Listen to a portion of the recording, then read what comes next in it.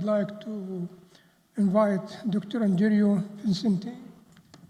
Dr. Andrea Visentin is a hematologist and researcher at the University of Padua, Italy. His work focuses on chronic lymphocytic leukemia, immunotherapy, and personalized medicine. He has contributed significantly to identify prognostic markers, understanding the mechanism of disease progression and treatment resistance. Dr. Visentin is recognized for his clinical and translational research aiming to improve therapeutic strategies for hematologic malignancy. His talk today going to be about how to choose limited versus continuous therapy in CLL. Is there a model or score to help? Please, microphone is yours. Thank you. Thank you again. So we know that there are currently at least two approaches for the management of patients with chronic lymphocytic leukemia. On one side, we have a fixed duration approach, which is up to now a venetoclax-based fixed duration approach, and the duration of treatment is tailored, it depends on the partner, and the duration of treatment is different, again, depending on the partner, 12 months, 12 cycles of venetoclax if it is combined with obinutuzumab, 15 months of ibrutinib, or 14 cycles of acalabrutinib. On the other hand, we have a continuous treatment, which is in the majority of cases the use of a covalent BTK inhibitor, mainly a second generation BTK inhibitor, acalabrutinib or zanubrutinib, even though we do not have a trial in treatment-naive patients who compare ibrutinib versus second generation. Instead, the trials are only in relapse refractory patients. For a subset of patients who might have contraindication the use of BTK inhibitor, we can also use venetoclax, even with given as a continuous treatment. During the next ASH meeting, we will see the result of the phase 3 trials of pirtobrutinib versus ibrutinib in the frontline setting. So we will have more options in the next future. The issue is how to choose between fixed duration or continuous treatments. The possibility might be to follow the guidelines, or to use some tool for assessing the fitness of the patient, or to follow your feeling depending on the physician experience. Regarding the first one, if we look at the North American guidelines, the NCCN guidelines, they suggest to stratify the patient according to the presence or absence of TP53 abnormality assessed by FISH and TP53 mutation by NGS. But if we look carefully at this table, which present the available treatment in alphabetic orders, they suggest exactly the same treatment. Yet for example, BCL2 containing regimens, BCL2 containing regimen, venetoclax obinutuzumab, venetoclax acalabrutinib, the same it is here, and the same is for continuous options. So not a great help for us. The guidelines from the European Society of Medical Oncology again use the certification of according to the presence of TP53 abnormalities, and they suggest to use continuous BTK inhibitor if the patient harbor a TP53 mutation. Instead, the remaining patients should be stratified according to the presence or absence of the mutation of the IGHV gene. They suggest, of course, to use time-limited treatment when both treatments are equally effective, but again, they stratify the patient only based on biological markers. So, what I ask you, what does the current guidelines forget? And the answer is easy. Of course, they forget the patient. because according to them, we should only focus on the cells and not the patient. And as you know, patient might be this elderly fit man, sometimes they are this young fit man, but often they are elderly patient with comorbidity, or sometimes even patient with CLL are a young patient with several comorbidity taking several drugs. And of course, it is an issue. We cannot think that the treatment of a very elderly patient should be the same of a young patient. So we should opt for the use of some tools to assess the fitness. This was a survey that was run in Italy years ago, and the majority of our colleagues in Italy said that they assessed the fitness of the patient using the Sears scores, about 50% of the patient, and a quarter of the colleagues used the ECOG performance status. However, some other colleagues said that maybe we should stratify the patient according to the use of geriatric tools and assessing the activity of daily living, the instrumental activity of daily living, the cumulative illness rating scale score. Others said that maybe we should opt for a geriatric assessment, but the issue with that with these scores are that they take a lot of times, and hematology usually do not have time to deal with these things. So if available, we need an easy and not time-consuming tool for assess the fitness of the patient. The traditional view is that to unfit patients were classified as having a Sears score above 6 and impaired creatinine clearance with less than 70 millimeters per minute of creatinine clearance. But targeted agents in CLL provide sustained responses even in unfit patients, even if we use a continuous BTK inhibitor or time-limited treatment with a venetoclax-based approach. And again, even patient with, even elderly patient and comorbid patient can achieve deep remissions with sustained undetectable MRD, highlighted here in red in these complex tables, with a high rate of undetectable MRD, even if we are treated a patient with more than 17 years old. On the other side, while Sears scores, as I said, has been used a lot for the stratification of patients to identify unfit patients, the colleagues from Niguarda in Milano, in particular Alessandra Tedeschi, study a lot about this field, and in these two important publications, they were able to demonstrate that in the era of contemporary targeted agent, Sears score is not a valuable tool to identify patients with a higher risk to develop an adverse event and to discontinue the treatment due to an adverse event. If we use ibrutinib or venetoclax on the other side.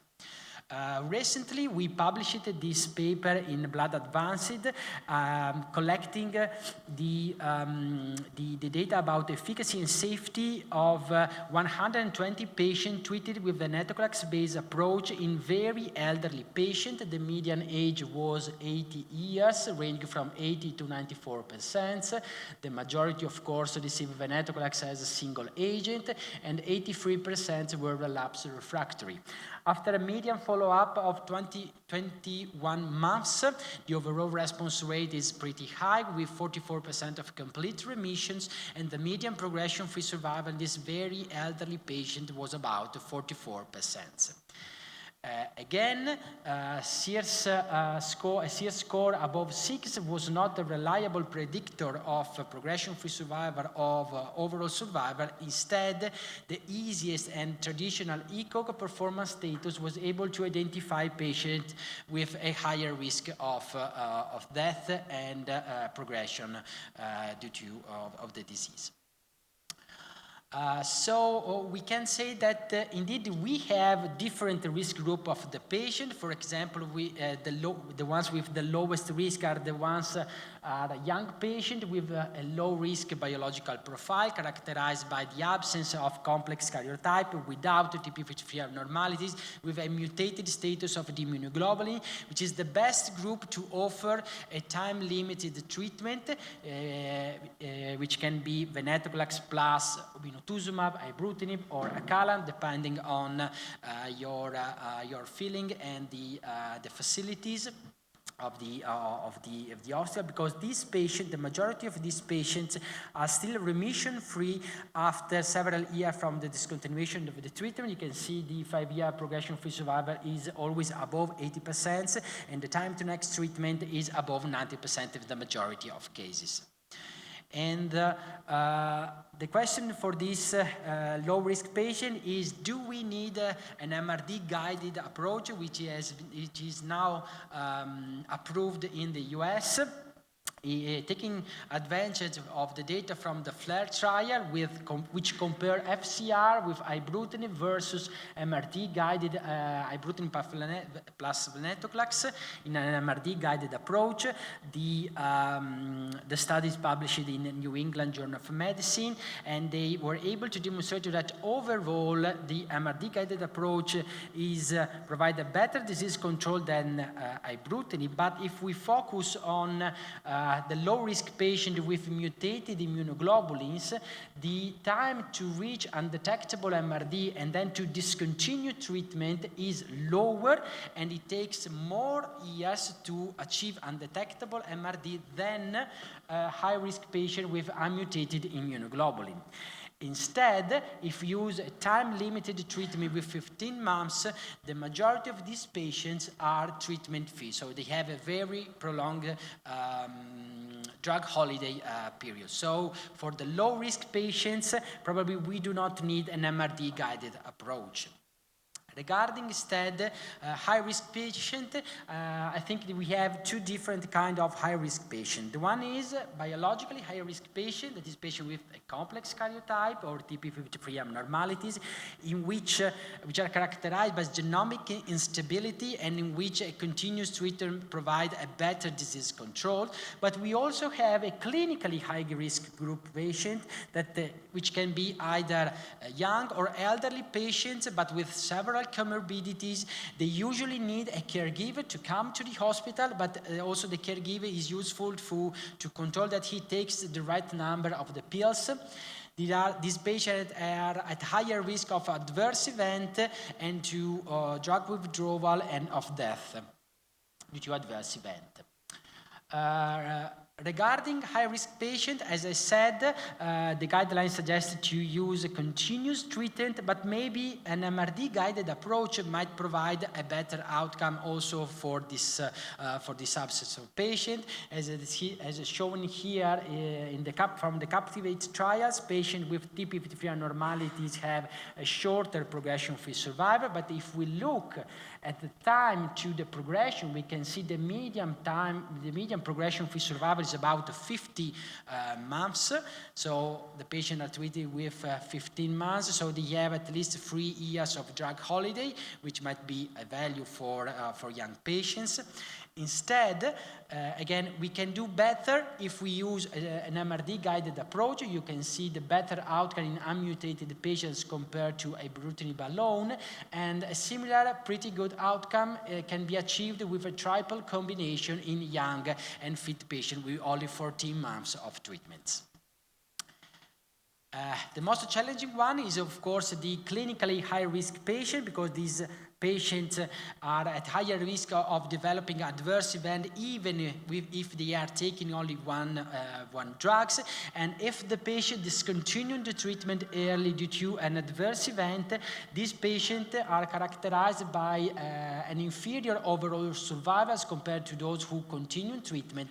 Instead, after the resolution of the adverse event, if we decrease the dose of the covalent BTK inhibitor, the continued treatment, you can see the outcome of this patient is superimposable to those who did not need a dose adjustment.